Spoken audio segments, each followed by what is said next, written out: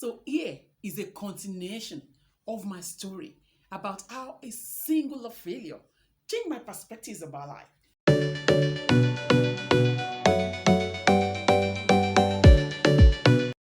So let's take it from the last part.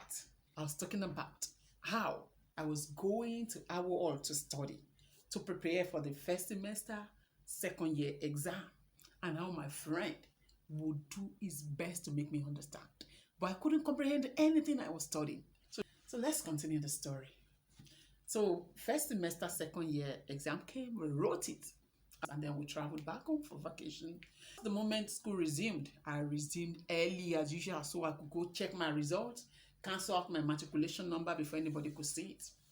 But you know, when the results came out in second year 100 level and it was woeful, it was good for me a little bit because nobody knew my matric number. So I could take all the pain in, even though it really affected me. But this time, the fear that about 4 other people knows my matric number was so much in my heart that I ran to the department to check my results. But as God is wiser than me now, that my good friend was already there checking for me. Oof, it was as if the ground should open up and swallow me. So this person saw my result. I was shaking. It just said, Ayobola, I check your result. They are not fine. And that was all I needed to hear. I could have collapsed if I was prone to fainting. So I checked by myself. Trust me, the first one I told you was 40s and 45s. Same trend. And that was the moment I knew that I think God was orchestrating this to teach me something. How come I didn't have a carryover? It wasn't like I did well in those exams. How did it save me from having carryovers? Why is he always stopping at 40s and 45s? That moment, I told myself, there's something to learn from here. But it wasn't easy because I was totally lost. You know, when you have a low self-esteem, it's easier for you to bear your pain when nobody knows about your pain, when another person knows about it. The fear of the shame you will face will almost cripple you. And that was what happened to me that moment. So my friend said, I can see you are devastated. Let me walk you to your house. And I'm like, no, don't worry. I'll go home, I'll pick a cab. He wanted to walk me to where I'll pick a cab. I said, don't worry, I'll go. And like the first time, I started walking home. This time, totally lost. I think the first time I was partially lost. This time, totally lost in my mind. I couldn't accept the fact that I failed so much. Don't blame me. I was never used to failure. Nobody taught me that it's okay to fail sometimes. That's what I teach my kids now. And I teach people that failure is an event in your life. It is not the final. It is not a destination. And it is not who you are. So you don't define yourself by your failures. But it took a hard lesson for me to be telling you these things. And when I tell you, trust me, they are not theory, they are practical. I could not take it. My insecurities. They started, staring me in the eye. How will you work in the department? People will stare at you and say, hey, those thoughts wanted to kill me. Trust me. So I was going. If you know the distance from chemistry department to the gate, it's a bit lengthy. I kept walking. And then I got to the front of this hall called Bello Hall. This car had been honking. I didn't hear. If it was a careless driver, that would have been my end. But I still believe God orchestrated everything to change my perspective about life. He almost knocked me down in front of Bello Hall.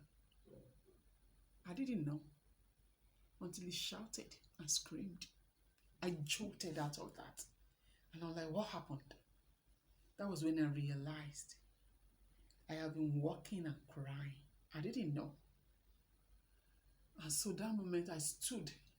I was in front of the hall. I stood by one side. And hot tears started streaming down my face. Like, what happened to me? When did I become a failure? This is how I'm going to continue my life. How would I face this shame? How will I continue? It wasn't funny. I was there for a few minutes. I couldn't move. I was trembling all over from what could have happened. That car had knocked me down. Then somehow I got the courage to move. And I went home. I wet my pillows. I cried. I cried like I cried the first time. I think this time more. And I told myself I didn't want any friend again. I just wanted to be on my own. Maybe I should just drop out of school because I failed 2 semesters in a row. What will I do? So I started going to class. Class resumed. I was not talking to my friend. I didn't want to talk to anybody because I was so ashamed. But it was so nice. When God is working in your life, oh my God, getting emotional here. God placed those people in my life. They were destiny helpers. Yes, those my colleagues. As much as I tried to avoid them because of the shame I was feeling, they kept coming closer to me. And then they realized I was a Christian, so we got very close. And then someday, I went to church. Remember, I was already disappointed in myself and God as a young believer. I thought everything was supposed to be a straight, smooth road once you come to Christ and all of that. I didn't prepare myself enough to know that life is not a straight road. You have some bends, some curves and all of that. You have to navigate through the bends. I didn't know. I wasn't prepared. As usual, I went to church. From the second semester 100 level that I had that result, my faith was affected. So, I was still going to church regularly. But my mind was no longer connecting because I thought God didn't really like me. When you don't like yourself, you have a low self-esteem. You easily believe that people don't like you. People you see, you think they don't love you. How much more God that you cannot say? So you have a hard time trusting or loving Him. You believe that He loves other people more than you. I was going to church. I was far from having any faith. This particular day, there was this pastor that came. He was not a pastor in my church, and he had preached, and it was time to pray. And I think that was a moment God came through for me. The preacher said, hold your neighbor and pray this prayer. I will not give up until I touch my destiny. I will hold on to it. I will reach my destiny. I will not let go. I cried hot tears. I prayed that prayer like I'd not prayed in months from the whole of my heart. And I knew that moment there was a change.